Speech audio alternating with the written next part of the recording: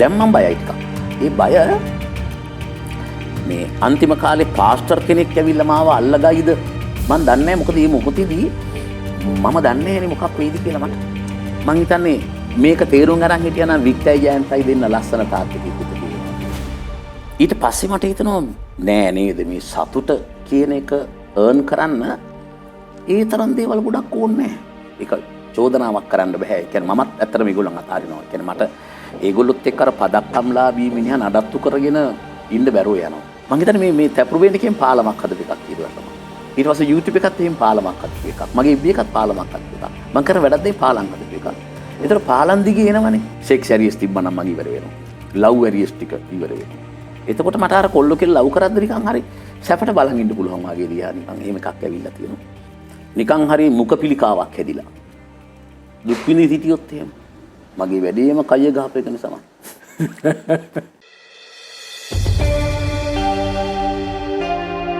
Someone for you යුගයේ නාලිකාව. වැඩසටහන් පහසුවෙන් තෝරා බේරා ගැනීමට සබස්ක්‍රයිබ් කරන්න. වැඩසටහන් විස්තර ලබා ගැනීම සඳහා බෙල් අකුණ ක්ලික් කරන්න. උපුල් ශාන්ත සන්නස්කල ජීවිතයේ විවිධ භූමිකාවන් අපූර්ව විදිහට නිරූපණය කරන අපූර්ව චරිතයක්. උපුල් ශාන්ත සන්නස්කල ගැන විවිධ මතිමතාන්තර තියෙනවා. විවිධ අය විවිධ විදිහට උපුල්ව දකිනවා. ඔබ කොහොමද උපුල් ශාන්ත සන්නස්කලව දකින්නේ? මටත් සමහර තැන්වලදී නම් සමන් ඇත්තටම මං ගැනත් පොඩි විස්මයටපත් වෙන එකක් තියෙනවා. අර එළියේ මං ගැන එක එක ඒවා කියනවනේ. මං ටිකක් කැමති ඒකට. ඒකට හේතුව තමයි මිනිස්සෙකුට එහෙම එච්චර ලොකු ගොඩක් පටවන්න පුළුවන්ද කියලා සමාජයට. මම එන්ජොයි කාර්යයක් කියනවා. මම ටියුෂන් කාර්යයක්. එතකොට මම නවකතා ලියන තියෙනවා. ඒවා ගැන කතා කරනවා. මම චිත්‍රපටි කරලා තියෙනවා. දේශපාලනය කරලා තියෙනවා. JVPK වැඩ කරලා තියෙනවා. UMPK වැඩ කරලා තියෙනවා. UMPK න් ඡන්දය ඉල්ලලා තියෙනවා. පොත්පත් ලියලා තියෙනවා. දැන් මේ ආර්ට් ගෑලරි එකක් කරගෙන යනවා. එතකොට මම විවාහකයි. මට දරුවෝ දෙන්නෙක් ඉන්නවා. මට ගමත් එක්ක සම්බන්ධතා තියෙනවා. ලංකාවේ පිටරට. ඊට පස්සේ මට තව පුළුවන් දේවල් තව තියෙනවා. ඒ කියන්නේ මේ මට රහට උයන්න පුළුවන්. එළිය දන්නේ නැති වෙත. ඒක මම කුක් කෙනෙක් කියලා තෝරනම් කීතයි. සමහර මට කියනවා මෝ ඇඩ්වයිසින් ෆර්ම් එකක් කියලා. එච්චර ගොඩක් මිනිහෙකුට කියනකොට සහ මට හිතෙනවා එක වෙලාවකදී මේ විශේෂයෙන් ওই ඩිජිටල් ප්ලැට්ෆෝම් එකේදී අපි දෙන්නම් මේ දැන් ප්ලේ කරන්න හදන එක ඇතුලේ මේ ලංකාවේ මේ සාමාන්‍ය මිනිස්සෙක්ගෙන් වැඩියෙන්ම මඩවාග જાති නිකන් මොනවා හරි ප්‍රහාර එල්ල වෙච්ච මිනිහා මම කියලා හිතනවා. මම හිතනවා රාජ්‍ය නායකයෙකුටත් වැඩිය මට නිකන් එහෙම ප්‍රහාරයන් එල්ල වෙලා තියෙනවා. ඒකෙන් පොඩි අර මේ ටෙම්පරාදුනාම නෙවෙයි දැන් මට ටිකක් පොඩි උපේක්ෂාවෙන් ඒ දිහා බලන්න පුළුවන් කමක් තියෙන හින්දා මටත් මම මේ අපූර්ව මිනිහෙක් තමයි අතට. ඇත්තටම මම අපූර්වයි. හොඳයි. මේ අපූර්ව මිනිහාගේ ජීවිතයේ දිහා අපූර්ව මිනිහම ආපහු හැරිලා බලද්දී ඔබ ආපු ගමන ගැන ඔබ සතුටු වෙනවද? තෘප්තිමත්ද? නැත්නම් ඔබ කම්පා වෙන කනගාටු වෙන අවස්ථා තියෙනවද? මම මීට කලින් මොකක් හරි ඔය වැඩසටහනකදී වාගේ කියලා තියෙනවා දෙතුන් වතාවක්. මේක මම ආපහු රිපීට් කරනවා. මම ටිකක් ධර්ම චක්‍රේ වගේ මිනිහෙක් කියලා. ඒ කියන්නේ ලාභ මට අනන්ත හම්බ වෙලා තියෙනවා. අලාභ වෙලා තියෙනවා. පරාජය විශාල ප්‍රමාණයක්. ජයග්‍රහණය යස මට විශාල ප්‍රමාණයක් තියෙනවා. අයස එතකොට පොඩි ධර්ම චක්‍රයට තියෙන කැල් ටික මගේ තියෙනවා එකක් මට හිතෙනවා. මේක වඩා වෙන විදිහකට කිව්වොත් එහෙම දැන් මම ලියලා තියෙනවා මගේ ජීවිත කතාවේ සෑහෙන තැන්වල. මං චූටි කාලේ පිටිසර ගමක වැදගත්ටි කියන පවුලක දුප්පත් අප්පච්චි කෙනෙක්ගේ අම්මා කෙනෙක්ගේ දරුවෙක්. එතකොට මට මන්ද පෝෂණය හැදිලා තියෙනවා චූටි කාලේ. මට ඇවිදින්න බැරි වෙලා ඉඳලා තියෙනවා. හරි අමාරුම කාලයක් මං හිතන්නේ ඒක නිකන් මට ඕනනම් අඬත හැකියවත් එක්ක නිකන් ඒක කියලා. හැබැයි ඊට පස්සේ මම ශිෂ්‍යත්වේ පාස් වෙනවා. අර වාගේ මිනිහෙකුට නිකන් ලොකු පිම්මක් ශිෂ්‍යත්වේ පාස් වෙනවා. ඒතර වෙන විස්කෝලයක් හම්බ වෙනවා. මම බදුල්ල දිස්ත්‍රික්කේ ඊට පස්සේ O level වල දිස්ත්‍රික්කේ ෆස්ට් වෙනවා. ලොකු පිම්මක්. ඊට පස්සේ A level කරන් තර්ස්ටන් එකට එනවා. තව පිම්මක්. ඊට පස්සේ තර්ස්ටන් එකෙන් අඟල් 6ක තාප්පෙන් මෙහාට පැනලා කොළ විශ්වවිද්‍යාලයට එනවා. තව පිම්මක්. ඊට පස්සේ ටියුෂන් පටන් ගන්නවා. එතනින් නම් මම කියන අවුරුදු 25ක් විතර කාලේ මම ওই කෙටියෙන් කිව්වේ. 25 ඉඳන් 50 වෙනකම් මම අදත් හිතනවා මම ඔටෝ පයිලට් කෙනෙක් කියලා. මම දන්නේ නැහැ මම මෙහෙව්වේ මොකෙන්ද කියලා ටයිම් ටේබල්ස්. මම උදේ 4ට නැගිටින්න ඕනේ. නුවර ක්ලාස් එක සෙන්සුරාදා මේක ඔටෝ පයිලට් වගේ. ඒ ඔටෝ පයිලට් ගමනේදී මට විශාල ප්‍රමාණයක් ලැබෙන සල්ලි. මට හම්බ වෙන මුදල් ගණන් කරන්න මට රාත්‍රියට කාලය යන හින්දා මම මේ සල්ලි ගණන් කරේ මැසේජ් දෙකක් ගෙනාවා. ඉතින් ඔය ටියුෂන් කරන අයට සල්ලි නැකොට ඒගොල්ලන්ට ඊතර සල්ලි තියෙනවා. මැසේජ් දෙකක් ගෙනාවා. මම ගෙල්ල මම රැයට නැත්නම් රැය දෙක තුන වෙනවා සල්ලි ගණන් කලිවර වෙද්දී දවසේ. මොකද මේ දවසකට ලක්ෂ 25ක් 30ක විතර මේ මුදලක් හම්බ වෙනවා සමහර වෙලාවට මුල් සතිවල. ඔටෝ පයිලට් නේ. අවුරුදු 50 වෙද්දී ඔටෝ පයිලට් අනතුරු දෙකක් වෙනවා. එකක් තමයි එයා බයිපාස් එකක් කරනවා. සහාර මන්ද පෝෂණයේ වාගේ හැදිච්ච කොල්ලෙක් අවුරුදු 25ක එක දිගට මම පැය 18ක් 19ක් විතර මොකද ඒව නිකන් ආපුවා නෙවෙයි ඒවා මේ. එතකොට මම චිත්‍රපට නිෂ්පාදනය කරා කිඳුලි වර වැඩසටහනට යනවා මේකට යනවා. එහෙම ඇවිල්ලා අවුරුදු බයිපාස් එකෙන් පස්සේ මට ටිකක් මේ කකුල අමාරු වෙනවා සමන් හිටගෙන ඉන්න ක්ලාසස් වල. ඒතර වාඩි වෙලා තමයි වැඩි හරියක් ඉන්නේ දැනට. මොකද බයිපාස් එකේදී ඔයාලට අත්දැකීමක් තියෙනවා මේ කියන එකේ මේ මෙතෙන් දැන් මෙතෙන්ට මර බලන හරිය කියන එක කපලා මේ නහර 6ක් ඕපන් සර්ජරි එකක්. ඊට පස්සේ පන් වැඩ කරන්න පටන් ගන්නවා ආපහු මේ ඊට පස්සේ මම මේ රත්මලානි ඡන්දෙ ඉල්ලනවා. ඒ ඡන්දෙ මම පරාජයටපත් වෙනවා. ඒ පරාජයටපත් වෙච්ච එකත් මට පොඩි එක්ස්පීරියන්ස් එකක්. ඒ කියන්නේ ඇතැම්මෝ කියනවා දිනුවා නම් උඹ ඔහොම නෙවෙයි අද ඉන්නේ කියලා. උඹ පෙරදිච්ච එකෙන් තමයි උඹ හොඳ කියලා. මම දන්නේ. ඊට පස්සේ 50න් පස්සේ උඩම තැන මං ඉන්නේ. මට ඔය චින්තන ධර්මදාස වගේ යාළුවෙක් කියලා තන මේ සනා මේ ධනවාදී සිවිලිමේ හැපි හිටිය කියලා. ඉඳලා එකපාරම මට ලයිෆ් එක ගැන වෙන රීඩින් එකක් එන්න පටන් ගන්නවා. එක ඡන්දේ පරාජය හේතුවක්. අර විශාල ඡන්දෙත් එක්කනේ අර විශාල මට සතුරු ප්‍රතිපාර්ශවයක් අට ගන්නවනේ මේ මට බයින්න ගහන්න මෙහෙම විශාල එකක්. ඒකත් එක්ක අර ඔටෝ පයිලට් එක්ක හිටපු පිරිස 95ක් මගෙන් අතෑරෙනවා හෝ මං ඒගොල්ලෝ අතාරිනවා හෝ දෙකම වෙනවා. ඒක චෝදනාවක් කරන්න බෑ. ඒ කියන්නේ මමත් ඇත්තටම මේගොල්ලන් අතාරිනවා. ඒ කියන්නේ මට ඒගොල්ලොත් එක්ක අර පදක්කම්ලාභී මිනිහා නඩත්තු කරගෙන ඉන්න බැරුව යනවා. ඊට පස්සේ මම මේ චේන්ජ් එකට එනවා. එතකොට එකපාරම් වෙන්නේ මෙහෙම මේ දැන් අවුරුදු 50 වෙද්දි මේ වාගේ තැනක හිටපු මිනිහා අමාරුවෙන් මේ නැගලා එකපාරම ඔළුව පැල්ලහැට හැරලා නිකන් වැටෙනවා එකක් වෙනවා. ඒක වෙන්නේ අර 50ක තරම් වේගෙන් නෙවෙයිනේ. දැන් මට 56යි නේ. අවුරුදු 6ක දී විතර ආපහු මේ වේගෙන් ඔළුව පහළට වැටෙනවා මෙහෙම. ඒක හරි වේගවත් ගමනක්. පොඩි කාට හරි ඕනනම් කීත හැකි පොඩි ડિප්‍රෙෂන් එකක් කියලා කියන්න පුළුවන්. නැත්නම් පොඩි කලු කුහරයට ගමන් කරනවා වගේ එකක්. පරාජයන් වා එකක් මේ වෙනකොට. එන අතරමැද්දේදී මට තව පිරිසක් හම්බ වෙනවා. එක්ක මං වගේ වැටේන අය. ඒතරත් ඇල්ලල්ලා ගන්නවා. ආර්ට් කරන අය. අලුත් ජෙනරේෂන් එකක්. ඒගොල්ලෝ ශිෂ්‍යෝ නෙවෙයි, නෑදෑයෝ නෙවෙයි. ඊට පස්සේ අර මෙහෙම ලෑන්ඩ් වුණා නම් බොහෝ වෙලාවට අර තවත් අඩි 6ක් පොළව ඇට්ටවා එකක් තමයි ඒකේ තියෙන්නේ. ඔන්න මෙන්න කියලා තියෙද්දි මේ පිරිසත් එක්ක ටක් ගන්න නිකන් අප්ටැල් අල්ල ගන්න එකක් වෙලා ආයෙ මං හිට ගන්න පටන් ගන්නවා. මට මාර සෑහලුවක් දැනෙනවා නිකන් අවබෝධයක් ආවා එකක් ජීවිතේ දැනෙන්න පටන් ගන්න තියෙනවා. ඊට පස්සේ මට ඇත්තටම දැන් ඊට පස්සේ මට හිතෙච්ච එක තමයි මම ඇත්තටම කරලා තියෙන්නේ මේ අනුන්ව සතුටු කරන එක. අනුන්ව සැපවත් කරන එක. අනුන් වෙනුවෙන් වැඩ කරන එක. ඒක පොඩි කාට හරි මරුනේ හරි පරාර්ථකාමී මිනිස්සෙක් වවයි කියන්න පුළුවන්. නමුත් ඒකට තනි ශ්‍රමයක්. ඒක විශාල මහන්සියක්.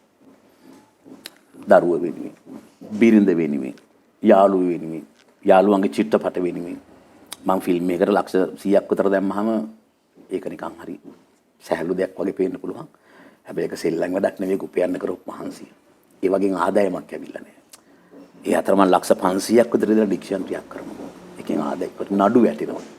දැන් මෙහෙම එකෙන් මිනිහෙකුට හම්බ වෙනවනේ ශක්තියක්. ඊට පස්සේ මට හිතෙනවා නෑ නේද මේ සතුට කියන එක earn කරන්න ඒ තරම් දේවල් ගොඩක් ඕනේ නැහැ. සතුට කියන එක earn කරන්න ඕන වෙන්නේ වෙන මානසික එකක් කියලා.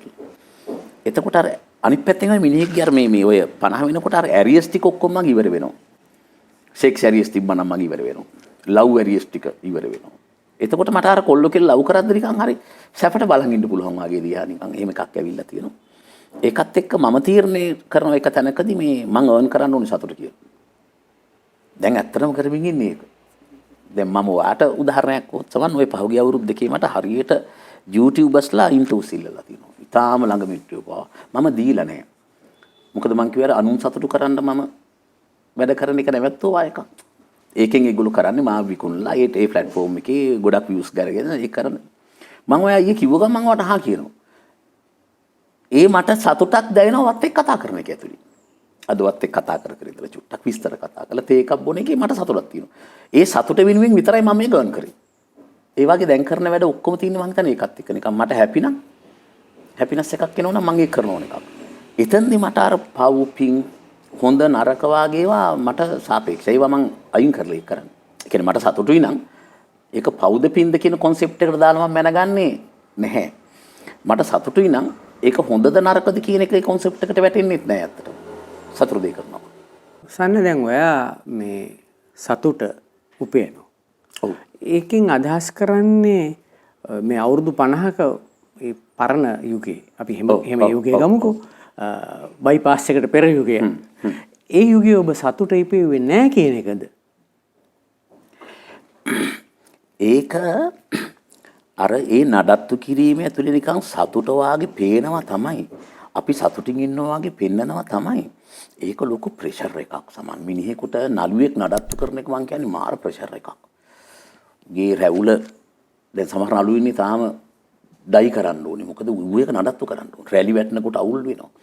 කටන් අවුල් වෙනවා. ඒක නඩත්තු කරන්න ඕනේ. ඒ නඩත්තුව ලොකු මේ ප්‍රෙෂර් එකක් තමයි. බැලුව බැලමට ප්‍රසන්ටේෂන් එක සතුටුයි. හැබැයි ඇතුළ හරි මට හිතෙනවා ලෝකයේ ඊටාම ජනප්‍රිය චරිත සූසයිඩ් කරගන්නවා වගේ තැන් වලට එනවා ඇත්තෙත් ඒක. මේක නිකන් ලෝකේ මහා නිකන් අර දාර්ශනිකයන්ගේ නම් ගම් නොකිය මේ අර වැල්ලවායේ පැත්තේ ඉනවා ගායකයෙක් දමිත් අසංක කියලා. එයා මේ ඕපන් ස්ටේජ් එකේ එක ජනප්‍රිය කෙනෙක්. එයා හම් වෙන්නේ YouTube කෙනෙක් ගියාම කියනවා මේ කැමරාව උස්සන් එන්න එපා මනුස්සයෝ මං ගාවට මම මේක එපා වෙලා මේ කැලේ ඇවිල්ලා ඉන්නේ. හරිද? ඕගොල්ලෝ මට මේ බෙල්ලන් වෙලා පන්සලේ ගිහලා බෝධි පූජා කරන්න එපා. රුක්ක මූල වන්දනා මට මේ කැලේ ඇතුලේ කරගන්න පුළුවන්. මම මේ ඇවිල්ලා ඉන්නේ මට රසික තදබදේ හරි අමාරුයි කියලා. මං කියන්නේ දාර්ශනිකයෙක් කිව්වාගේ අර ජනප්‍රිය ගායකයා කියන්නේ වාක්‍යයට මගේ නාසයි. රසික තදබදය හරි අමාරුයි. රසික තදබදයට මිනිස්සු ආසයි. ඔය පොපියුලර් වෙන්න හදන්නේ, ලයික් ඉල්ලන්නේ FB එකේ, හාඩ් දාන්නේ, ලස්සනට අඳින්නේ ඒ අවදානියට තමයි. හැබැයි අවදානිය හම්බ වෙච්ච වෙලාවට හරි අමාරුයි ඒක. මං හිතන්නේ ඒකත් මං තැන් තැන් වල කියලා තියෙනවා සමන් මං විටික කියලා තියෙනවා. මම මේ නුවර යද්දි මං කඩු ගන්නාම කන්ද ගාව වාහන නවත්තලා මේ භාවනල්ල පැත්ත බලාගෙන හුජ්ජ කරනවා. ඒක මගේ නිදහස. ඒක සතුට. ඒකට මගේ මේ නඩත්තු හරි බාධාවක් කියලා. එතකොට මම එක පැත්තකින් මං හිතන්නේ මේ මර ඩයි කරපු රැවුල් කොණ්ඩේ නවත්තලා උඩු රැවුල මුළු රැවුල වල. ඒකට එන්නෙත් අර එළියේදී මට ඒ සැහැල්ලුව ලැබෙයි කියලා. හැබැයි දැන් මේ ඩිජිටල් ප්ලැට්ෆෝම් එකකින් මට ඒකටත් කෙලවෙලා තමයි. ඒ කියන්නේ දැන් ආයෙත් මාව අඳුරනවා. ඒ නිසා මම මේ බබල් එක ඇතුලේ වැඩිපුර ඉන්න කැමති එළියට යන්නේ නැතුව. ඒ කියන්නේ මේක ඇතුලේ මට පුළුවන් ඉන්න මට පොත් කියවන්න පුළුවන්. මට ෆිල්ම් එකක් බලන්න පුළුවන්. මට සින්දු අහන්න පුළුවන්. මට ඕන දෙයක් මට ව්‍යාගෙන කන්න පුළුවන්. මට ඕන නොකා ඉන්න පුළුවන්. මට ඕන නම් හැන්දෑවේ හයිට් විතර දත් මදින්න පුළුවන්. මට ප්‍රශ්නයක් නැති නිසා මේ බබල් එක මට සැහැල්ලුයි.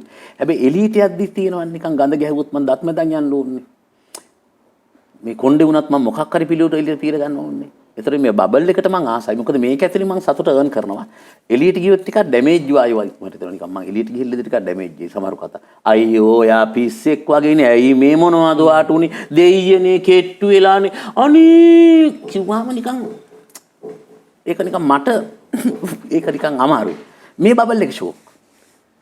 ඒ කියන්නේ තව පැත්තකින් ඔබ කියන්නේ මේ සතුට ඔබට තියෙන්නේ මේ හුදේකලාව ඇතුළේ කියන එකමද නැත්නම් ඔබ මේ සීමිත ඔබව වටහාගත්ත නැත්නම් ඔබව තේරුම් ගන්න උත්සාහ කරන හෝ තේරුම් ගත්ත සීමිත පිරිසක් ඇතුළේ කියන එකද?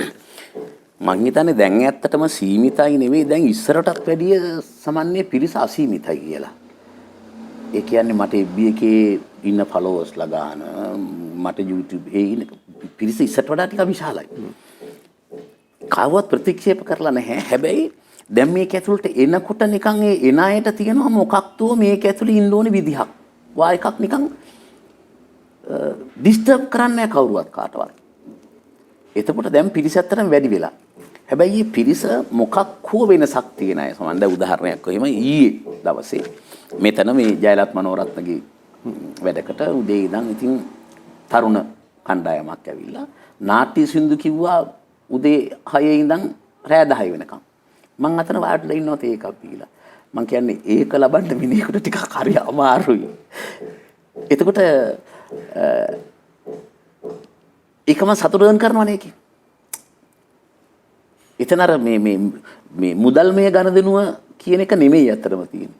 ඉතින් එහෙම අමාරුයිනේ. ඉතින් මෙතන ගිටාරිස්ට්ලා ඉන්නවා. සමහරට ඇවිල්ලා එක්කෙනෙක් පියානෝ එක ගහනවා. ඩ්‍රම් ප්‍රැක්ටිස් කරනවා. දැන් අද වුණත් මේක චූටි ඇක්ටිවිටි එකක් නේ. මම නිකන් අතෙන්දම් බලන් හිටියා සමන්නවා දිහායි කියන්නේ මං ඔයාව හොරකම් කරන්න try කරා. ඒ කියන්නේ මේ වැඩසටහන කරනකොට මං අරන් යනවා 6 දෙනෙක් විතර. ඇයි මට ලයිට් එක දාගන්න මට බෑ. මට වාහනයක් තිබ්බට මට ටයර් එක මාරු කරගන්න බෑ. ඒක එක්කෙනාගේ ස්වභාවයන් මෙන්න නේද? ඉතින් මම බලාගෙන හිටියා නිකන් ඔය අර සංචාරකෙක් වාගේ ජිප්සි කෙනෙක් වාගේ බෑග් දෙකක් ගෙනිල්ලා ලයිට් 3ක් හයි කරා. ඔයා කැමරා දෙකක් තිබ්බා. මම ඒව මොකක්ද කියලා චූටි. ඒ ටික ඔක්කොම පැක් කරගෙන මෙතන සවුන්ඩ් රෙකෝඩ් කරන්න ඒකුත් දාලා මයික් එක ගොත් තනියෙන් මේ වැඩේ කරගත්තා. දැන් මම මේක හොරකම් කරනවා. ඒක මගේ සතුට. මම මේක හොරකම් කරනවා මම කියලාම ගන්නවා හේතුව. නෑ හොරකම ඇත්තටම මට සතුටක්. ඔව් හේතුව මට ඕක දාගෙන මගේ වාහනේ කියලා මට මේ වැඩේ කරන්න පුළුවන් නේ. මම මොකටද 6 දෙනෙක් කරන් යන්නේ? තාක්ෂණයට මොකටද 6 දෙනෙක්? කියලා. මට සතුටුයි ඒක ඇත්තට. දැන් සන්නා මේ සතුට සොයා යන ගමනේ. ඒ කියන්නේ බයිපාස් එකෙන් පසු ඔබ මේ වෙනත් පරිච්ඡේදයක්, අලුත් පරිච්ඡේදයක්. මේ පරිච්ඡේදය තුල මෙතෙක් ආපු ගමන සහ මේ පරිච්ඡේදය තව ඉස්සරහට ඔබ අරගෙන යන්න හිතන ආකාරය පිටිබඳව මොකක් හරි මතයක් ඔළුවේ අරකට ආපහු දැන් මම ශිෂ්‍යත්වේ පාස් වුණා මට සතුට ආවා ඒක නෑ නෙවෙයි සතුට තිබුණා ඕලෙවල් පාස් වුණාම සතුට තිබුණා දිස්ත්‍රික් ෆස්ට් වුණාම සතුට තිබුණා සල්ලි හැබැයි සතුට තිබුණා හැබැයි ඒකෙදි මොකක්ද නිකන් ඉලක්කයක් හඹා යනවා වගේ එකක් තිබුණා මම ටිකක් කොහොමත් හරි ආසයි සමන් මේ අර ටාකට් එකකට යනවට වැඩිය නිකන් මැප් එකක යන්න හිතුනොත් සින්දුවක් ලියනවා හිතුනොත් කොහේ හරි යනවා හිතුනොත් මේක වහලා දානවා මම එළියට ගිහිල්ලා එනවා හිතුනොත් උදේට කනවා පොඩි මැප් එකක ඡන්දෙ ඉල්ලුවා ආයිල්ලන්නේ නැහැ සින්දු ලිව්වා ෆිල්ම්ස් තුනක් ප්‍රොඩියුස් කරා දැන් ආස එකක් ඩිරෙක්ට් කරන්න පුළුවන් නම් හොඳයි කියලා පොඩි මැප් එක මට ටිකක් ප්ලේ කරන එක ටිකක් ආසයි මම මැප් එකට දැන් ප්‍රශ්නේ තියෙන්නේ ඒ නිසා මම එක එක එක්ස්පීරියන්ස් වල පක්ෂ වල ඉඳලා දැන් මෙතනින් එහාට ප්ලෑන් කරන්න මම හිතන්නේ ඇක්සිඩන්ට් කියලා. කොහේ ඇක්සිඩන්ට් වෙයිද කියන එක මම දන්නේ නැහැ. එතෙන්දි විතරක් මට පොඩි බයක් දැනෙනවා. මම අසනීප වෙලා දැන් වයසයිනේ අපි මරණයට යනවා. ඔයත් මාත් දෙන්න. මම දන්නේ ඉස්සෙල්ලා මරණයට යන්නේ සමන්ද මන්ද කියලා. ඔය ආපු ගමුත් මම මරණයක් ගැන කතා කරා. අපි දන්න කෙනෙක් මැරුණාම මේ එයාගේ මරණය ගැන කතා කරා. එතකොට මට එළියට ගියාම අනිත් පැත්ත හිතුණා මේ වම් අතයි දකුණු අතයි වගේ දෙන්නෙක් හිටියා මේ ධම්මික් ගංගානාත් එයා මරණයට ගියා. මනෝරත්න ගැන අපි දැන් පොඩ්ඩකට කලින් කතා කරා. මනෝරත්න මිය ගියා. එතකොට අපිට ඒක ටිකක් ළඟයි වා එකක් මට දැනෙනවා. දැන් මම බයයි ටිකක්. ඒ බය මේ අන්තිම කාලේ පාස්ටර් කෙනෙක් ඇවිල්ලා මාව අල්ලගයිද මම දන්නේ නැහැ. මොකද මේ මොහොතේදී මම දන්නේ නැහැ මොකක් වෙයිද කියලා මට. නේ. එකෙක් ඇවිල්ලා අපිට පැණියක් පොවයිද? සුචරිත ගමලත් මටත් මඤ්ඤෝ කකුල කොටලා පෙව්වනේ අර මහා මාක්ස්වාදියාට නේ මුන් මට නියගලා කවන්නත් ඉඩ තියෙනවානේ එතකොට අපි හිතමු බලන්න නිකන් හරි පාස්ටර් කෙනෙක් කිව්වොත් ඔයාව අවුරුදු 15ක් තව ජීවත් කරන්න පුළුවන් කිව්වොත් මම එකඟ වෙයි ජීවත් වෙන්න ආසයිනේ ඔක්කොම කර ජීවිතෙත් එක්කනේ ඊට පස්සේ අපි හිතමු අවුරුදු 5ක් විතර නිකන් හරි මුඛ පිළිකාවක් හැදිලා දුක් විඳි හිටියොත් එහෙම මගේ වැඩේම කය ගහපේක නිසා මම වැඩියම කරලා තියෙන්නේ කයිවාරු ගහන එකනේ. නේ. ඒ වගේ කයිවාරුවට කෙලවෙයිනේ. අන්න ඒ බය තියෙනවා. ඒ නිසා ඇත්තටම ස්වීඩනේ වාගේ රටක වාගේ මට අයිතියක් දෙනවා නම් මට දැන් ඇවිදින්නත් බැරි නම් මට පුළුවන් දේවල් ටික මොනවා හරි චුට්ටක් මම මේ මහ පොළොවට මිනිස්සුන්ට කරා නම් දැන් මේ කරන්න බැරි නම් දෙයි හාමුදුරුවනේ මේ කාලකන්‍යා නඩත්තු කරන්න එපා. උගේ සතුට වෙනුවෙන් මරණේ අයිති ඉල්ල ගන්න පුළුවන් නම් මට අඩු ගානේ හොරෙන් හරි යාළුවෙක්ගේ මචං ඉන්ජෙක්ෂන් එකක් ගහලා බලන්න රත්තරන් කියලා. මැරෙන්න ගහන්නත් ඕනේ. නිින්ද යන්න ගැහුවම හරිනේ. ඇහැරෙන්නේ නැහැ. ඔය එකක් පුළුවන් නම් අර වචන ටිකක් ගහතන අදහසක් එනවනේ. කියන්නේ මට මැරෙන ඉන්ජෙක්ෂන් එක පිස්සුද මචං කෝ නෑ මචං මේ ඇහැරෙන්නේ නැති වෙන්න එකක් ගහපන් නිකන් හොඳයි නේ නින්ද යන්න බල ගහනවනේ කොහොමත් එහෙම එකක් වා එකකට කවුරු හරි එකඟ වෙනවනම් මේ ප්‍රෝග්‍රෑම් එකක් බලලා හොරෙන් හරි ඒක ඌ මගේ ජීවිතේට කරන මාර එකක් මොකද අර වාගේ එකක් නම් ටිකක් අමාරුයි සමහර ඒක ක්‍රියේට් කරන්න මගේ ඔලුවට අමාරුවක් තියෙනවා කතා කරන්න නැතුන් ඉන්න බැරි වීමට මම හිතන්නේ ඒක ටිකක් අමාරුයි ඒ වගේම තමයි මම හිතන්නේ ගායකයෙකුට සින්දු කියන්න නැතුන් ඉන්න අමාරුයි අමතේ අමරදේව අන්තිම මොහොතේ ලස්සනට සින්දු කියනවා. ඒක අමාරු ඇති යාටනේ. නළුවෙකුටත් අමාරු ඇති යාට ලස්සන පෙනුම නැති වෙන එක. මට අමාරුයි මට කතා කරන එක මගේ තින්කින් පැන්ට් එක වෙනස් වෙයි. වාගේ පොඩි බීතියක් තියෙනවා. හැබැයි මේ බීතියටත් මම උත්තරයක් මේ හොයන වැත්තටමනේ. කවුරු හරි යාළුවෙක් මේක බලලා හරි උදව් කරොත් හොඳයි. හොඳයි. අපි තව දුරටත් කතා කරමු මේ කෙටි විරාමයෙන් පස්සේ.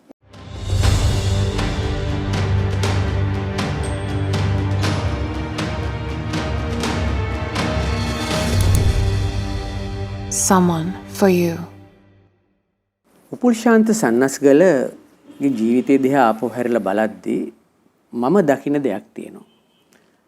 මේ දකින දේ තමයි මේ ජීවිතේ ලැබෙන අවස්ථාවල් වලින් ඊටාම අපූර්ව විදිහට ප්‍රයෝජන ගැනීම. මම කියන්නේ මේ අවස්ථා සමහර ඒවා හොඳ අවස්ථා, සමහර ඒවා ඊටාම නරක අවස්ථා.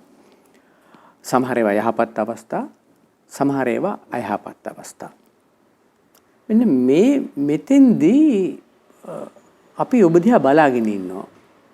මම එක උදාහරණයක් පමණක් කියන්නම්. ඒ තමයි මේ අපි මේ සාකච්ඡා කරන මේ තැප්‍රොබේන අවකාශය. මේ අවකාශයට මුල පිරුණේ ඔබව ජාත්‍යන්තර පොත් ප්‍රදර්ශනයෙන් එළියට දැමීම. දැන් ඒක සාමාන්‍යයෙන් පොත් ප්‍රකාශකයෙකුට ඉතාම දරුණු දරා ගන්න අමාරු දෙයක්. හැබැයි ඔබ ඒක සම්පූර්ණයෙන් කන පිට හරව ගත්තා. තනියෙන්. ඔව්. ඔව් මම එහෙම කරලා තියෙනවා දැන් ඔය සුපර් ස්ටාර් වාගේ ඔය රියැලිටි ෂෝස් වල මේ ඇත්තටම ප්‍රොෆෝම් කරන්නේ ස්ටේජ් එකේනේ. විනිච්ච මල්ලේ කියන්නේ හත පහ කර ගණන් ගන්න නැහැ. මුන් හැමදාම කියන්නේ ඔයාගේ ස්වර පරාසය හොඳයි මාරයි ඔහොම කැලලක් නේ. හැමදාම එකකින් ඉන්නේ. හැබැයි මට හම්බෙච්ච අවස්ථාවල මම ඒ විනාඩි එකමාරක විතර කැලලෙන් මම අරුන්ට වඩා ප්‍රයෝජන ගත්ත අවස්ථා තියෙනවා. සමහර ලාවට අර මේ ප්‍රොෆෝම් කරපු ගායකයාට වැඩිය මම ඒ කිව්ව ප්‍රකාශය ආපු අවස්ථා තියෙනවා. ඒක මට ඉබේන එකක් වෙන්නත් සමන් මම නිකන් ඒකට මේ මට මතක උදාහරණ දෙකක් කියන්න. එකක් තමයි මම ටියුෂන් පටන් ගත්ත කාලේ. මම කෙට්ටු විශ්වවිද්‍යාලේ දෙවෙනි අවුරුද්දේ යන්තම් උඩරැවුල තියෙන එක මම ගම්පහ පන්ති කරනකොට ළමයි 300කට දැන් හැන්ඩල් කරගන්න පුළුවන්. වැඩියෙන් සල්ලි හොයාගන්න එපා. සම්මන්ත්‍රණයක් දැම්මා. විභාග කිට්ටුව. ගම්පෙරළි උගන්වන්න. ඒතර ගම්පෙරළි සම්මන්ත්‍රණයට එහෙම කරගෙන යනකොට එදා ළමයි 1500ක් අතර ඇවිල්ලා සමාධියට. 350ක් එක්ක වැඩ කරපු එකකට 1500ක් ටිකක් අමාරුයි. මොකද එතනින් එහා ටික සේරම මම දන්නේ නැති අය. එතෙන්ට ඇවිල්ලා හිටියා සෙකන්ඩ් සයි කරන අය, තර්ඩ් සයි කරන අය, කෙල්ලන්ට ලයින් එක දාන විභාග ලියන්නේ නැති අය, ත්‍රිවිල් පාක් එකේ අය සමහර ලාවට කාඩ් එකක් අරගෙන. එතනින් එහාට ගියාම මේ විශ්වවිද්‍යාලවල කියන්නේ මේ සෞන්දර්ය පීඨවල අය ලෝ එන්ට්‍රන්ස් ලියන්න එක්සෑම් කරනවා. එහෙමයි. එතකොට මේ මම ගම්පෙළු ගන්නදී මම දැන් කියනවා මේ වැඩවසම් ග්‍රාමීය ක්‍රමයේ බිඳ වැටිලා ධනේශ්වරය එනකොට ලංකාවට කියද්දී සෙනග වැඩි අර ඈත කොල්ලෙක් ලොකු එකක් කරවල හවාගෙන හිටගෙනද කියලා හැවුවා. ඉවරයි. දැන් පටන්ගෙන විනාඩි 10ක් නැහැ. දැන් හවස 5 වෙනකම් මට මුංග තියාගන්න බෑ. හිටගෙනද කියලා හැව්වහම උන් ලොකුයි. මං තනියෙන් මේක මේන්ටේන් කරගන්න ඕන. මං ශනිකව කිව්වා. ඔතන රැවුලවන් ඉන්න ඔය උස පුතා හිටගෙනද කියලා ඇහුවානේ. මට මතක නැහැ පුතා චුට්ටක් ගෙදර ගිහලා අම්මගෙන් අහන්නකෝ කිව්වා. මොකද මට හිටගෙන ඉඳගෙන දෙකම ඕක පුළුවන් කියලාත් මං කිව්වා. කිව්වහම ළමයි ටික hina වුණා. අරයා හාස්‍යයට ලක් වුණා.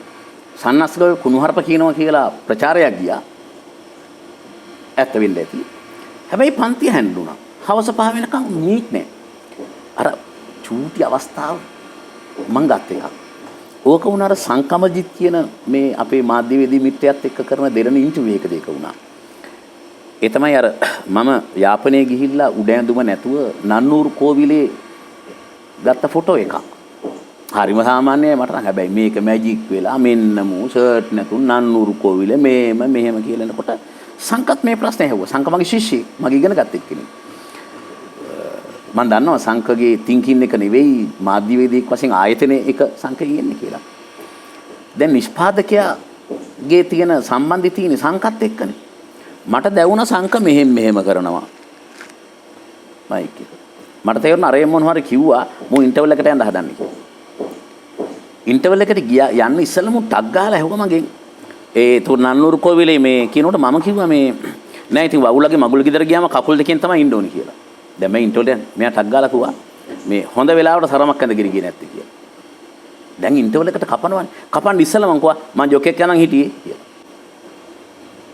එතකොට තමයි ඉන්ටර්වල් එක කැපුණේ. එතකොට දැන් ඒ ජොකෙක් යනන් ඉන්න කතාව මං අර බ්‍රේක් එකෙන් පස්සේ කිව්වා නම් මට හිතෙනවා වැලියු නෑ.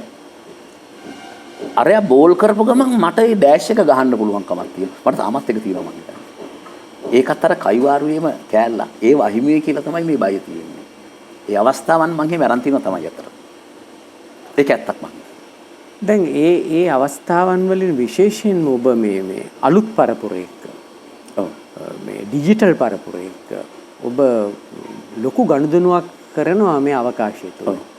ඒක මම හිතන්නේ අපිටත් ආශාදයක්.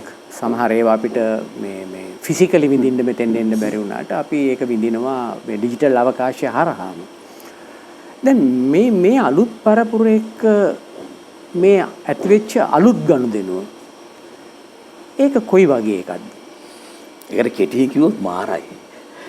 ඒ කියන්නේ අවුරුදු 55ක් 60ක් වෙලා මිනිස්සු විශ්‍රාම වුණාම මම හිතන්නේ මේ දවසකට 50ක් 60ක් අවම වශයෙන් ගිහලා ඒ මිනිහා බලන්න යනවා කියලා. විශ්‍රාම ගියා කියන එකෙන් ලංකාවේ අදහස් කරන්නෙම දැන් ගෙදර වැට යන්නේ. දැන් තමයි වයිෆ් ගේ දරුවන්ගේ ඇත්ත ප්‍රශ්න ටික ඉන්නේ. මොකද එතකන් එයා බිසිනිස් එයාට ඒක ඇවිල්ලා නැහැ. දැන් හිර වෙලා හරියට අර මිනිස්සු කියනවා සමාන මේ අතීත කාමේ ගැන. අපි පත්තර කරද්දී ඔහොම නෙමෙයි කරේ.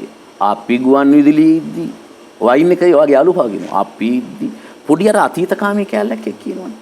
ඒකට හේතුව මං හිතන්නේ ගොඩක් අය විශ්‍රාම යනකොටම වෙන්නේ අර ඊළඟ પરම්පරාවත් එක්ක තියෙන පාලම ඒගොල්ලෝ කඩාගෙන ඉවරයි. ඒ බ්‍රිජ් එක බිඳගෙන තියෙන්නේ. මං පාලම් හදනවා. එතකොට උන්ට ඒ පාලමෙන් එන්න පුළුවන්. මං හිතන්නේ මේ තැපුරු වේදිකෙන් පාලමක් හදපු එකක් කියලා මම. ඊට පස්සේ YouTube එකත් එහෙම පාලමක් හදපු එකක්. මගේ FB එකත් පාලමක් හදපු එකක්. මං කරන වැඩක් දෙයි පාලම් හදපු එකක්.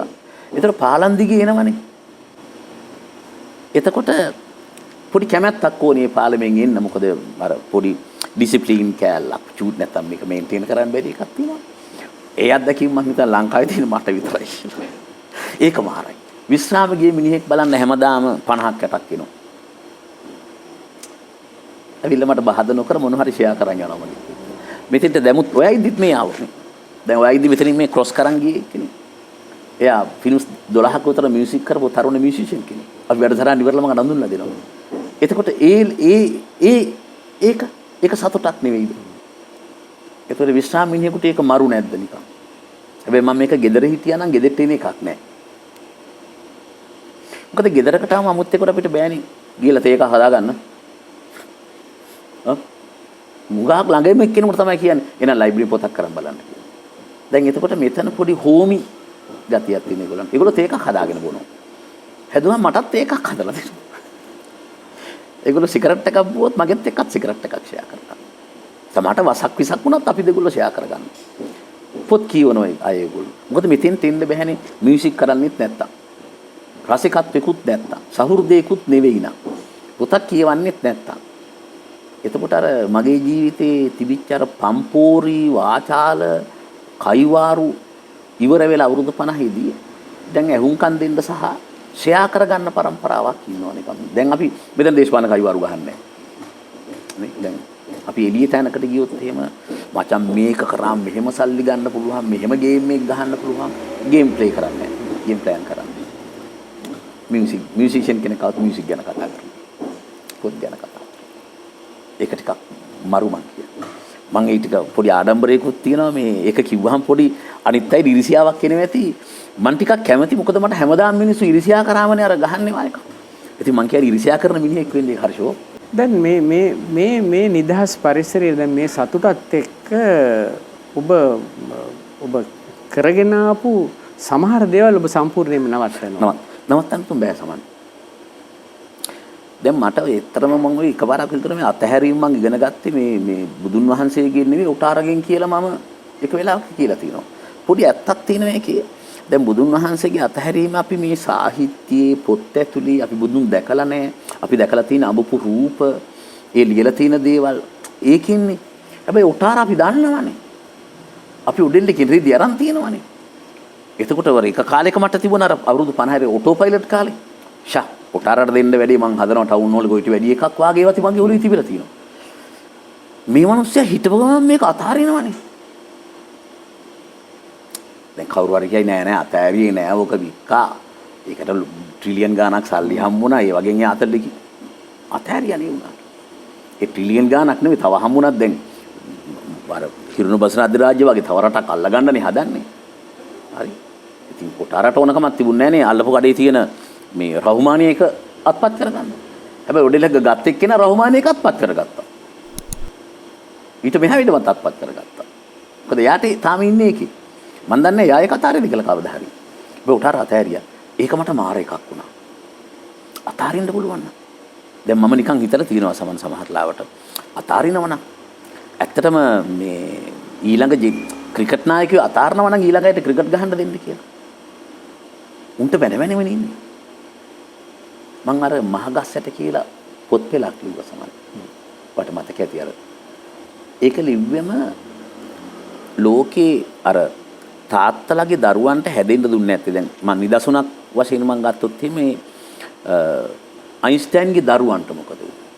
බෲස්ලිගේ දරුවන්ට මොකද වුනේ? ගාන්ධිගේ දරුවෝ බීලත් එකෙක් මරන වලි දාගෙන මහපාරේ. ඒ දරුවන්ට මොකද වුනේ? ඒතර මහා ගස් තිබුණම අර පොඩි ගස් හැදෙන්නේ නැහැ වගේ. ඒ මහා පුරුෂයන්ගේ දරුවන්ට හැදෙන්න දුන්නේ නැත්තේ මහා පුරුෂයෝම තමයි. ඉතින් මම හිතනවා මේගොල්ලෝ පොඩි අතුවිති සිඳගෙන වයසට ගියා. පොඩ්ඩක් අයින් වෙලා අරගොල්ලන්ට මෙහෙම හැදෙන්න ඉඩ හැදුවොත් තමයි උන් හැදෙන්නේ වාගේ එකක්. ඒ නිසා අපි දන්න මහා පුරුෂයන්ගේ දරුවෝ දැන් ජේ.ආර්. ජයවර්ධනගේ, ආර්. ප්‍රේමදාසගේ, මහින්ද රාජපක්ෂගේ, ලංකාවේ උදාහරණ ගන්න වික්ටර් රත්නායක, අමරදේවයන්ගේ, නන්දා මාලිනීගේ මහා පුරුෂයෝ. එක සීමාවල මහා පුරුෂයෝ. හැබැයි මේ මහා පුරුෂයන් තරම් ඔය මං කිව්ව කාගේවත් දරුවෝ තාම මහා පුරුෂයෝ වෙලා නැහැ. හැබැයි කසුන් කල්ලාර මහා පුරුෂයෙක් නේ. දැන් අපිට හොඳටම පැහැදිලි. අම්මයි තාත්තයි දෙන්නම අතුවිති සිඳගෙන මෙයට හැදෙන්න දෙනවා. එච්චෙම් කසුන්ට වැඩෙන්න දෙනවා. ඕක තමයි එළිය වැරදි ට්‍රීට් කරේ මේ කසුන් සලකන්නේ තාත්තට. ඇයි දන්නවද? අපි කැමති අර මහා පුරුෂයා දිගටම ඉන්නවට. මං හිතන්නේ මේක තේරුම් අරන් හිටියා නම් වික්ටර්යි ජයන්තයි දෙන්න ලස්සන තාත්තිකේ පුතේ වෙනවා කියලා. වික්ටර් වයසයි. ජයන්ත මිය ගිහිල්ලා. ඔය කෑල්ල දැනන් හිටියා නම් මං හිතන්නේ ලස්සන තාත්තිකේ පුතේ විතර හිටියා කියලා. මහගහ චුට්ටක් මෙයා වෙලා ඊළඟ ගහට. ඉතින් මම රබන් ගැහුවා කියලා උත් රබන් ගහන්න ඕනේ නැහැ. උ කරන මොකේ හරි එයාට මහා පුරුෂයෙක් වෙන්න දෙන්න ඕනේ කියලා. මොකද නැත්තම් මට හිතෙනවා මම හිතනවා මම මෙතන ඒක කරමින් ඉන්නවා කියලා නිකන් මම ඒගොල්ලන්ගේ වැඩවලට ඇඟිලි ගහන්න යන්නේ නැහැ. මෙතන ඉන්න අයට ඒ නිසා ඒක ටිකක් අර දැකගෙන විඳගෙන ඉන්න පුළුවන්. දෙක අර එළිය වැඩ කරන්න ගියාම සමන් තියෙනවනේ පොඩි හිත රිද ගන්න එකක්. දැන් මෙතන මට ඒක නෑ. හිත රිදනවා නම් මං කියනවා පුතා කරුණාකරලා යන්න. මොකද මම ඩැමේජ් කරගන්න ඕනේ නෑ වයින්. ඒකට හැබැයි මෙහෙම ඉක්කුත් තියෙන අවසන් වශයෙන් ගත්තම ප්‍රාග්ධන සාධකයේ තියෙනවා. කියන්නේ අවුරුදු 50 ඇතුලේ earn කරපු එකකින්නේ මම මේ බිල්ඩින් එක ගන්න. ඒ earn කරපු එකකින්නේ යාළුවන්ට බ්‍රිජ් එක හැදින්නේ. සහ ඉතින් මෙහෙමින්ද මං මොකක් හරි earn කරන්න ඕනේ මුදලක් මාසෙකට. මේක මේන්ටේන් කරගෙන යන්න. ඒක ඉතින් ප්‍රාග්ධන සාධකයේ තියෙනවා තමයි. ඒ නිසා ඉතින් අවසාන වශයෙන් ඕනනම් කාට හරි කිතයි සතුට තියෙන්නේ ප්‍රාග්ධනයත් එක්ක නේද කියලා. පොඩි අත්කුත් තියෙනවා. ඔබ ටියුෂන් සම්පූර්ණයෙන්ම අතෑරියා. අර දැන් ඒක සමාන හරියට මං ඡන්ද ඉල්ලන එක අතෑරියා. ඔබ දේශපාලනය අතෑරලා නැහැ. අපි දෙන්නත් මේ මම හිතන්නේ දේශපාලනික කාරණා කතා කරනවා එකක් නිකන්. ඒ වගේ ටියුෂන් කියන අර පන්ති කාමර කැල අතහැරියට මම හිතනවා මම කමෙන්ට් එකක් දැම්මත් මම ඒ ටියුෂන් කැල කරනවා කියලා. ඊයේ අර මෙතන ඉන්න ආපු අයත් එක්ක හැන්දෑවේ ෆොටෝග්‍රාෆ් එකක් ගත්තා. ඉතින් මාත් ඒකේ ඉන්නවා. එක්කෙනෙක් යටින් කමෙන්ට් එකක් දාලා තිබුණා මේ මරු කෑලි ටිකක් නේ ඉන්නේ කියලා. දැන් මගේ භාෂාවට එච්චර ආස නැහැ. දැන් මෙතන කවුරුවත් ඔය එන ගෑල්ලමෙන්ට කෑලි කෑලි කි එලි තියෙන ලැන්ග්වේජ් එක තමයි බඩුව කියනවා, කෑලි කියනවා, ගෙඩිය කියනවා ඇත්ත ඒක. ඒ භාෂා කෑල්ල මම යටින් කරපු වැඩේ මම එයාගේ ෆොටෝස් වලට ගියා. මම එයාගේ ප්‍රොෆයිල් එකට ගියා. ගිහිල්ලා බලලා මගේ වෙඩින් ෆොටෝ එකත් එක්ක වයිෆ්ගේ නෑදෑයෝ ටිකයි එයාගේ මනමාලේ ඔක්කොම ටික ගෑන් ටිකත් එක්ක ඉන්නවා. මම මේ ෆොටෝ එක අරගෙන කමෙන්ට් එක අමුල්ලා කිව්වා මේ වාගේ මංගල ඡායාරූපේනේ. මේකේ ගෑනු අය ගොඩක් ඉන්නවා. මේගොල්ලන්ට කෑලි කිව්වට අවුලක් නැද්ද? එච්චරයි. ටියුෂන් තමයි හැබැයි. ඉගෙන ගත්තද මන්ද හැබැයි. ඔව් ටියුෂන් තමයි වා එකක් තියෙනවා සමහර. ඒ නිසා මම හිතනවා මේ උගන්නන එක නවත්තලා නෑ වගේ කියලා. නිකන් ගුරුවරයෙකුට අමාරු වෙති නේ ටිකක්. ඒක හරි. නමුත් ටියුෂන් පන්ති කාමරය කියන්නේ අමතක කරා ඔබ. ඔව්. එතකොට හැබැයි ඔබ මේ ලියන කලාව, නිර්මාණ කලාව, පොත් ලියන එක ඒකෙන් ඈත්ුනේ නැහැ. ඔව්. දැන් සමහර මේ මෙතන චූටි ලයිට් එකක් එක්ක මේ චූටි මේසයක් තියෙනවා. මේ ස්පේස් එක හරි පුංචි. මෙතන තියෙන කුසි හරි පුංචි. හරි පුංචි දේවල්. හැබැයි මම කලින් ලිව්වේ මේ දැන් විශාල එහෙම ලොකු අවකාශයක් ඕනේ නෑ මං හිතන්නේ. ඒ නිසා දැන් මේ ඉන්න ගමන් මට හිතිච්ච දෙයක් මං අර කුරුටු ගාලා මේසෙ තියා තියෙනවා. ඒක නවත්තන්න බැරි වෙයි මං හිතන්නේ. හැබැයි දැන් ලියන එක ඊට වඩා අර පොඩි තිබ්බනේ මට නිකන් මර ෆයිට් කරන ඉමෝෂනල් භාෂාවක් පාවිච්චි කරන ආවේ. ඒක නම් ටිකක් ඉවර වෙලා යනවා. ඔයත් එක්කුණත් මේ වගේ සාකච්ඡාවක් මීට අවුරුදු 7-8කට කලින් කරා නම් මම මීට වෙඩි ටිකක් අතපය දිගෑරලා ටෝන් එක වෙනස් වෙලා තමයි මේක කරන්නේ. ඒක වෙනස් වුණා සමහර. ඒක මොකක්ද? ඒක වයසද, බයිපාස් එකද, නැත්නම් අත්දැකීම් ලැබීමද, නැත්නම් වෙනත් දෙයක්ද? අර දෙකම දාන්න පුළුවන් නේද අත්දැකීම කියන කුලකයට. අත්දැකීම කියන කුලකයට බයිපාස් එකත් අත්දැකීමක් නේ. ඒතර අත්දැකීම කියන කුලකයට අයිති. වයසට යමත් අත්දැකීමක් නේ. ඒකත් අයිති.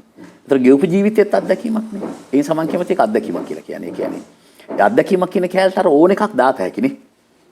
අත්දැකීම මත. දැන් මිනිස්සුන්ට වැඩිපුරම අත්දැකීම වань. පොත් ගැන පොඩ්ඩක් තව වචනයක් දෙකක් කතා කරොත් දැන් ඔබේ මේ කොළඹ කතාවේ භික්ෂු පරිච්ඡේදය බොහෝ දිනක කතා බහට ලක් වුණා. දැන් උගදෙන්නේ බලාගෙන ඉන්නවා මේක ඊළඟ පරිච්ඡේදය. ඊළඟ පරිච්ඡේදය අපිට කොයි කාලේ කියවන්න පුළුවන් වෙයිද? මේ සමන් මට සමහර විශ්වවිද්‍යාල මහාචාර්යවරු මාව හම්බ වෙන්න ඇවිල්ලා කියලා තියෙනවා ඊළඟ එක ලියනවා. මගේ මේ සිදි ජීවිතය දන්නවා. මේ මට දරුවෝ ඉන්නවා. දරුවෝ මෙහෙම බැඳලා ඉන්නේ. මම මෙහෙම ගෞරවයක් හදාගත්තේ කෙනෙක්. මේ අනේ සන්නා මේක කරුණා කරලා ලියන්න එපා කියලා මට කියලා තියෙනවා. මට දැන්ටත් සමන්න මන් ළඟ තියෙනවා මේ පෙරදින විශ්වවිද්‍යාලයේ මහාචාර්යවරයෙක් ලිව්ව ඊටාම දරුණු පෙම්හසුන් තොගයක් මට හම්බුණා. එතකොට ශිෂ්‍යාව ෆස්ට් ඉයර් එකේ පාස් කරලා තියෙන විදිය, සෙකන්ඩ් ඉයර් එකේ, තර්ඩ් ඉයර් එකේ යාට ඊට පස්සේ ඩිපාර්ට්මන්ට් එකට ගත්ත විදිය, ඊට පස්සේ යාට MPhil එක දක්වා උදව් කරපු ටික ඔක්කොම තියෙනවා. ඊට පස්සේ එයා ශාප කරන්න පටන් අරගෙන ඒ සම්බන්ධක විදිය ඔක්කොම කාරණා ටික තියෙනවා. ඊට පස්සේ දැරිවිය මේ සීල් වෙනසා ගන්නවා. ඊට පස්සේ දැරිවිගේ යාළුවෙකුට දීපු ෆයිල් එක මට හම්බුණා. ඉතින් මං කියන්නේ මේ වහේම ලිව්වොත් මේ මල කිලියක් වෙයිවා එකක්. දෙකවර තව හම්බෙච්ච ලස්සන ඩොකියුමන්ට් එකක් තියෙනවා සමන්. ඒ තමයි මේ කොතලාවලත් එක්ක මං ඉන්ටර්විව් එකක් කරානේ ITN එකේ සත්‍යාගාරේ ප්‍රෝග්‍රෑම් එකේ. ධම්මික ඉන්නකොට. ධම්මිකට මාර්ක් 1000ක් දුන්නා මට ඒක කරන්න. ඒ වෙලාවේ මට හම්බුණා මේ ගෝල්ඩන් කී එකේ ඔරිජිනල් ෆයිල් එක. කම්පියුටර් print out එක. ලංකාවේ නඩුකාරයන්ගේ නම්, නීතිඥයන්ගේ නම්, අපි හිතන්නේ තිබික්ෂුන් වහන්සේලාගේ නම්, පාදිලුන් වහන්සේලාගේ නම්, කෝවිල්ලන් දේශපාලකයන්ගේ නම්, ක්‍රිකට් ක්‍රීඩකයන්ගේ නම් තියෙනවා. ඒක වෙන්න ඇති කොතලාවල කියන්න ඇත්තේ මේ ඉතින් මට නඩු දාන්නක පුළුවන් නම් කියලා. කොතලාවල මේ ප්‍රෝග්‍රෑම් එකේ එක ලස්සන ප්‍රශ්නයක් අහනවා මගේ. ඉතින් මගේ සෙලාන් බැංකුව තියෙදි මොකටද මේගොල්ලෝ මේ ගෝල්ඩන් කී කී සල්ලි දැම්මේ? ගෝල්ඩන් කී කී සල්ලි දැක් ගෝල්ඩන් කී කී හැදුවේ බ්ලැක් මනි දාන්න තමයි. ඇත්ත සල්ලි නම් මගේ සෙලාන් එකේ දාන්න තිබ්බන කියලා එයා කියනවා. ඒවා එකක් මට මං හිතන්නේ කවදා ප්‍රින්ට් කරන්න බැරි වෙයි කියලා. ඒ වගේ අදහස්. මොකද මං හිතන්නේ මේක ලියන බව දැනගත්තොත් එහෙම මට අනතුරු ඒ වගේ මට දැනෙනවා. ඒ නිසා මම කරලා තියෙන්නේ ඒක පිටපත් ගහලා වෙන වෙන අයට බෙදා හැරලා තියෙනවා. දැන් උදාහරණයක් අර ගෝල්ඩන් කී එකේ ෆයිල් එකේ සම්පූර්ණ පිටපතක් මං රංජන රාමනායකට දුන්නා. රංජන උත්තම කිව්දල දීලා ඇති. මං හිතන්නේ ඒක ටිකක් හොඳයි කියලා. කියන්නේ මල් ළඟ තියෙන සමහර සම්පත් මං එහෙම දීලා තියෙනවා. මොකද මුද්‍රණය කරන්නට මට බෑ. හැබැයි මං ඊළඟ කලියද්දී ටිකක් ඔයිට වඩා සංයමයෙන් ලියයි කියලා මට හිතෙනවා භික්ෂු පරිචිතේට වඩා. භික්ෂු පරිචිතේ ලියන්න එපා කොමට ගොඩක් අය. විශේෂයෙන් මගේ නීතිඥයෝ කියෝ මේක ලියන්න එපා. උපුල් කුමාර පෙරමුගේ නීතිඥයා මට කිව්වා මේක ලියන්න එපා. මේකේ හැම පිටුවකටම නඩුවක් දැම්මොත් ඔබට මේකේ නඩු 700ක් විතර තියෙනවා. මරණකම් උසාවිය යනවා කියලා. මං කිව්වා මරුනේ බං. විත්ති කූඩුවට නැගලා මට මේකම කියත හැකි නෑ ලේඩි චැට් ලිස්ට් ලවෝ වගේ. වැඩකුත් නෑ විශ්‍රාම කාලේ. ඒ අවස්ථාව හම්බ වෙනවා නම් මං හරි ආසයි. මං කැමති මගේ මාධ්‍ය මිත්‍රයන්ටත් එන්න කියලා උසාවියට. මම මේ පොතේ නැති දේවල් ටිකත් එක විත්ති කූඩු ඉඳන් කියනවනේ එහෙනම්. ගහමු පොත කියලා මං බලහත්කාරයෙන් ගැහුවේ. ඒ නිසා මෙන්න එතන නඩුවක් නෑ. සහාර මට පොඩි චෝදනාවක් වෙන බුදුන්ගේ රස්තිය ආදුව පොත මම සමහරව එක මන් ලිව්වා කියලා හිතන් ඉඳිත් ඒක මම නෙවෙයි මම ප්‍රකාශකයයි කි. මට දැන් හිතෙනවා නිකන් මේ බුදුන්ගේ රස්තිය ආදුව නම දාන්න තියෙන භික්ෂු පරිච්ඡේදය කියලා. ඒකට තමයි ගැළපෙන්නේ නම බුදුන්ගේ රස්තිය ආදුව. මොකද මේ හැම පිටුවකම ලියලා තියෙන්නේ ඇත්තම සත්‍ය සිද්ධියක්. එහෙම සිදුවීම් තියෙන ඉතින් මට මාධ්‍ය ජීවිතේට ඕනනම් පොතක් ලියත හැකියෝ. මං හිතන්නේ මට නෙවෙයි යෝක ඉතින් සමන්නතා උද කියන්නේ මගේ ඉස්සරහා ඉන්න මිනිස්සයා තරම් මාධ්‍ය කරුවන් ගැන දේශපාලකයන් ගැන දන්න කෙනෙක් තවත් නැහැ. හැබැයි සමන් හදාගෙන ඉන්න මොකක් හරි එකක් එක මං හිතන්නේ නැහැ සමන් ජීවිතේට එහෙම පොතක් ලියයි කියලා. හොඳයි. ඒකට උත්තරේ පස්සේ අපි දෙමු. දැන් උපුල් අනික් කාරණේ ඔබේ මේ චිත්‍රපට. ඔබ චිත්‍රපට ගණනාවක් නිෂ්පාදනය කළා. ඒවා සමහර ඒවා ඔබට අයසක් වුණේ නැහැ. හැබැයි සමහර ඒ වලින් ඔබට කිසිම දෙයක් ලැබුණ නැති නිෂ්පාදනක් තිබුණා. ඔව්. මං හිතන්නේ සමහර අපේ අර ජීවිතේ හැදෙන සමහර දේවල් වැඩ කරන විදිහ උදාහරණයක් මං හිතන්නේ මම ප්‍රෙස් එක දාන්නේ පොත් ප්‍රකාශකයෙක් වෙන්නවත් පොත් ගහන්නවත් නෙවෙයි. පොත් ලියන එකේ කෘති භාෂාව ප්‍රාග්ධනය හම්බුණා මට හાર્ඩ්වෙයාර් එකක් දාන්න හිතිලා නෑ. මට ටෙක්ස්ටයිල් එකක් දාන්න තිබුණා. අර පොත් ලියන එකත් එක්ක කියලා. මං හිතන්නේ මට නළුවෙක් වෙන්න ආසාවක් තිබුණා රංගපාන චූටි කාලේ. ෆිල්ම් එකක් ඩිරෙක්ට් කරන්න. මම නාට්‍ය ගොඩක් කරා මට යවුණ සම්මානත් හම්බෙලා තියෙනවානේ. මේ එතකොට මං හිතන්නේ චිත්‍රපටම සල්ලි දැම්ම මට චිත්‍රපටකාරයෙක් වෙන්න තියෙන ආසාව වෙනුවෙන් තමයි දැම්මේ කියලා. ඒ නිසා මට ලොකු අවුලක්. හොඳයි මේ චිත්‍රපට ඉස්සරහටත් කරන්න බලාපොරොත්තු වෙනවද? මං ආපහු අනුන්ගේ චිත්‍රපටයකට නම් සල්ලි දාන එකක් නෑ ආපහු මැරෙනකම්. ඇතිනි චිත්‍රපට තුනකට දැම්මනේ. අන්තිම මං දාලා තින්නේ හඳගමගේ අශෝක හඳගමගේ චිත්‍රපට දෙකකට සහ විමුක්තිගේ චිත්‍රපටයකටනේ. ඉතින් තවත් විමුක්තිය හොයාගෙන නිෂ්පාදකයෙක් වෙන්න ඕන කමක් නම් මට නැහැ. හැබැයි සතුට හොයාගෙන අධ්‍යක්ෂවරයෙක් සතුට හොයාගෙන මං සමහරට මේ මුළු දේපොළම විකුණලා හරි චිත්‍රපටයක් නම් අධ්‍යක්ෂණය කරේ මැරෙන්න ඉස්සෙල්ලා. මොකද අරවත් කරේ මට ඒ කාලේ සමන් ටියුෂන් එක බැහැනේ කාලේ ගත කරන්න. තිර නාටකයක් ලියාගෙන ලොකේෂන් ගිහලා. ක්ලාස් ඔක්කොම වැටෙනවනේ. ඒකයි මං හිතන්නේ නිෂ්පාදනය කරේ කියලා. දැන් මට මං හිතන්නේ ඒකට හොඳම දේවල් ටික ඔක්කොම තියෙනවා කියලා. හොඳයි. ඔබ මේ ඔබේ ජීවිත කාලයේ දිහා ආපහු හැරිලා බලද්දී සන්නා කොහේ හරි තැනක හිතෙනවද මේ අතපසු වෙච්ච දෙයක් තියෙනවා නැත්නම් සන්නස්ගල අහු නොවිච්ච තැනක් තියෙනවා කියලා. ඔටෝ පයිලට් කාලේ. ඔටෝ පයිලට් කෙනෙකුට කවදාවත් ජීවිතේක අහු වෙන්න බෑ. අර අවුරුදු 25 යකුන්නේ නැහැ මම හිතන්නේ මට කියන්නේ. එක ඒවා කරා පොඩි ඉවට සහ මීටරයට ඔටෝ පයිලට් වාගේ බිසි මිනිහෙකුට මම හිතන්නේ කවදාවත් ලයිෆ් එක අහු වෙන්නේ නැහැ. මොකද එයා අනුන්ගේ ප්‍රෝග්‍රෑම් එක නිකන් සෙට් අප් කරලා වාගේ මෙහෙම දුවන කෙනෙක්නේ. ඒ කාලේ මිනිහෙකුට අහු වෙන්නේ නැහැ. මම හිතන්නේ ලංකාවේ රාජ්‍ය නායකයන්ට වෙන්නේ ඇමතිවරුන්ට වෙන්නේ ඒක කියලා. කියන්නේ ඒගොල්ලන්ට අමාරු වෙති දවසකට ඊමේල් පණිවිඩ 2000කුයි ටෙලිෆෝන් එකෙන් කතා කරන පණිවිඩ 3500කුයි හම් වෙන්නේ නෙවුන් හැම එකෙක්ම ප්‍රශ්නිකුයි දැම්මහම ඒ මිනිහට කොහෙන්ද වෙලාවක් ඒ මිනිහා ගැන හිතන්න. අනුන්ට උත්තර දෙන්න තියෙන්නේ. මම හිතන්නේ ලංකාවේ එහෙම ඒක තමයි ප්‍රශ්නේ කියලා. ඒ කියන්නේ ඒ වගේ කාලයක ජීවිතය අහුවෙන්නේ නැහැ. ඒ නිසා ගොඩාක් අය ජීවිතය අහුවීම කියන්නේ පොඩ්ඩක් නැවතිලා බල. පොඩි කීරිසරක් කියන පොඩ්ඩක් නැවතිලා බලන්නකෝ ඒ දුවනවා වේගෙන් යනවා. මගෙන් දවසක් BMS එකේදී මම මොකක් හරි එක හෝල් එකක සමන් පොතක් දරුණු උත්සවයක් කරලා මම ඊළඟ උත්සවයට දුවනකොට ඉස්සරහින් එනවා සුනන්ද මහේන්ද්‍ර මහත්මයාත් එක්ක. එයා ඉතින් හර ලස්සනට බෙල්ල පොඩ්ඩක් ඇද්ද කරලා වටේ ඇත් එක හිමින් කොහේ හරි උත්සවයකට යනවා. මන්දට බරලා මේ ඇද්දිගේ මගෙන් අහනවා. තාම ප්‍රශ්න ඉවර නැද්ද කියලා ඇහුවා වගේ. මම කොනෑස මේ තව ලෙක්චර් එකකට යනවා වගේ. එයා ඒ ප්‍රශ්න ඉවර නැද්ද කියලා ඇහුවා මගෙන්. ඒක නෙවෙයි. මේ කඩිකුලප්පුව, මේ දුවන එක, මේ විසේ, මේ වාචාලකම මේ හැම තැනම ගිහිල්ලා මොන හරි කොක්කක් දාගන්න එක හැම මයික් එක හම්බ වෙච්ච ගම ඉවර නැද්ද ඇහුවා. මම කොනෑ සර් මීලායකට යරකම කියලා. ඒක දැන් ඉවරද? ඉවරයි සමන්. හැබැයි හිටගුවන් කෙනිත්තුවොත් එහෙම. සමන් මෙහෙම මගෙත් එක්ක කතා කරද්දී ඔයා කොනිත්තක් නැහැ ඔයාගේ හැටියේ. ඔයා දන්නවනේ මේ රිදෙන්නේ නැතුන් ඔපරේෂන් කරන්න. මාධ්‍යවේදියෙක් විදිහට රිදෙන්නේ නැතුන් ඔපරේෂන් කරන දොස්තර කෙනෙක් තමයි සමන් අතවුද හිටි කියලා. නිකන් මෙතන චමුදිත සමරික්‍රම නමත් කෙනෙක් ඉන්නේ. ඒ වගේ කෙනෙක් වාඩුණා නම් මේලාට මං හිතන්නේ මෙතනින් චමුදිත ගිහිල්ලා. මෙච්චරලා චමුදිත මට කතා කරන්න බැරි වෙයි.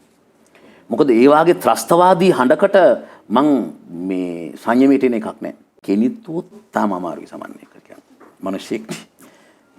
හොඳයි. ඒ තමයි උපුල් ශාන්ත සන්නස්කල. මෙතෙක් නොවිඳි YouTube රසයක් සඳහා වැඩසටහන් පහසුවෙන් තෝරා බේරා ගැනීමට සබස්ක්‍රයිබ් කරන්න. වැඩසටහන් විස්තර ලබා ගැනීම සඳහා බෙල් අකුණ ක්ලික් කරන්න.